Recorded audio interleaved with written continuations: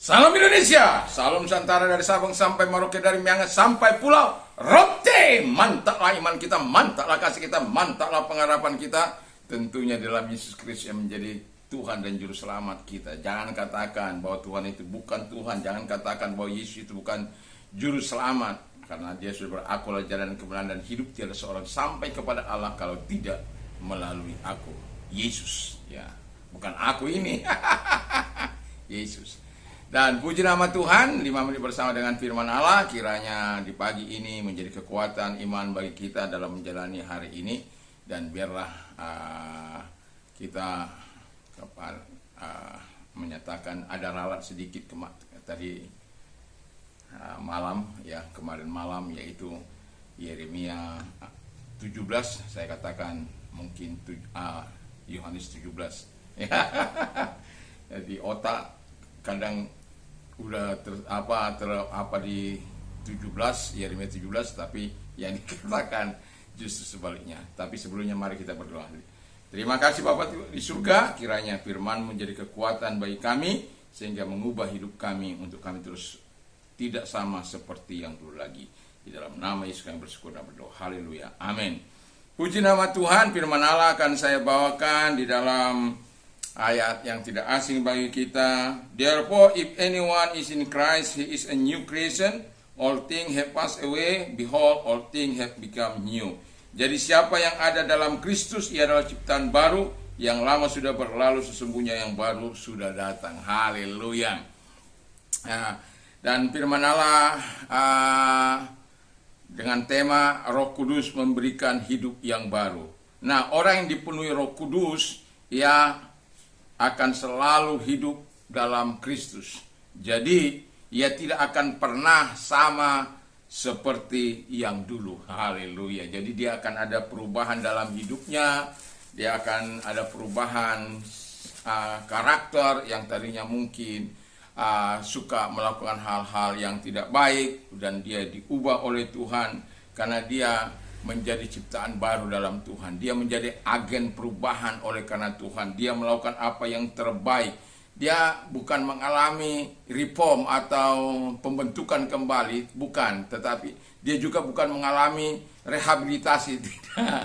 Rehabilitasi bisa kambuh lagi.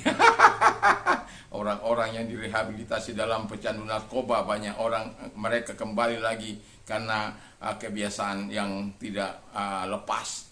Tetapi kalau orang dalam yang menjadi ciptaan baru, dia menjadi agen perubahan karena Roh Kudus akan mengubahnya dari dalam. Kehidupan orangnya memang sama, tapi yang berubah dari dalam, yang dikerjakan oleh Tuhan, Allah yang melakukan di dalam Roh Kudus. Itulah sebabnya Roh Kudus memberikan hidup yang baru bagi kita, sehingga kita tidak akan menjadi sama seperti yang dulu lagi. Kita akan mengalami perubahan yang sangat luar biasa. Yang kedua, ketika orang dipenuhi oleh Roh Kudus, ia akan memiliki hubungan yang baik dengan Kristus.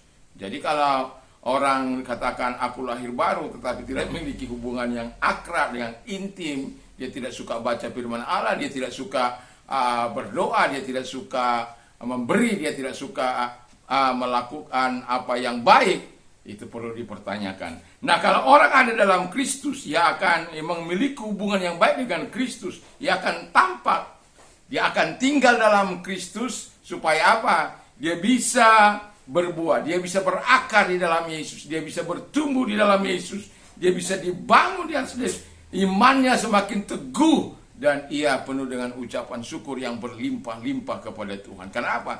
Tinggal di dalam Yesus. Dan itu tidak akan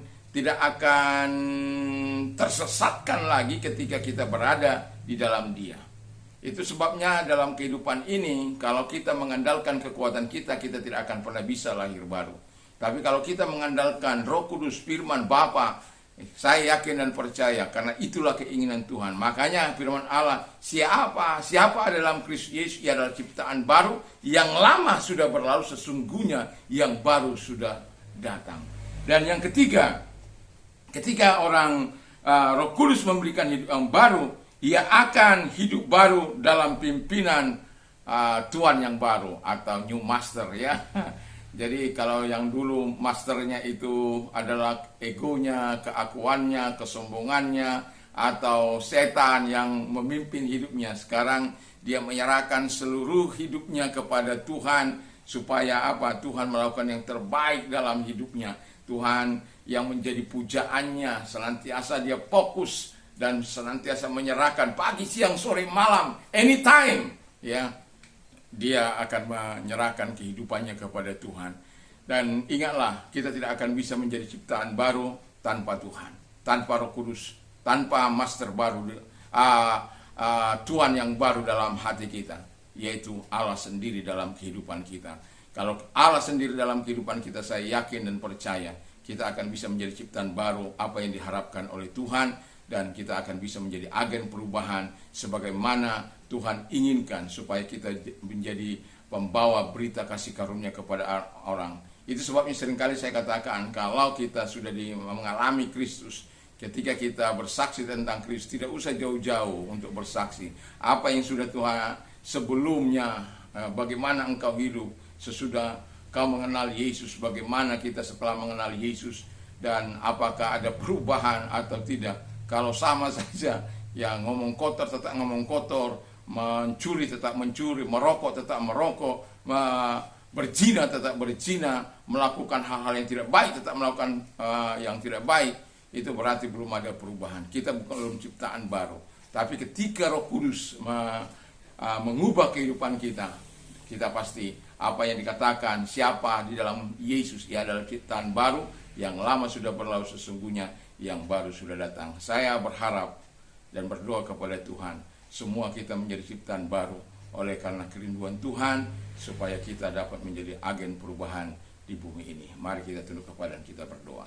Terima kasih Bapa di surga, Tuhan tolong kami sehingga kami tetap berada dalam kasih karunia-Mu. Di dalam nama Tuhan Yesus kami tetap berada dalam kehidupan yang berkenan di hati Tuhan. Di dalam nama Yesus kami bersyukur dan berdoa. Haleluya. Amin. Selamat pagi, selamat beraktivitas, tentunya bersama dengan Tuhan dan Roh Kudus, dan damai sejahtera Allah yang melampaui segala akal akan memelihara hati dan pikiran kita. Mantap, mantap, mantap. Yesus memberkati.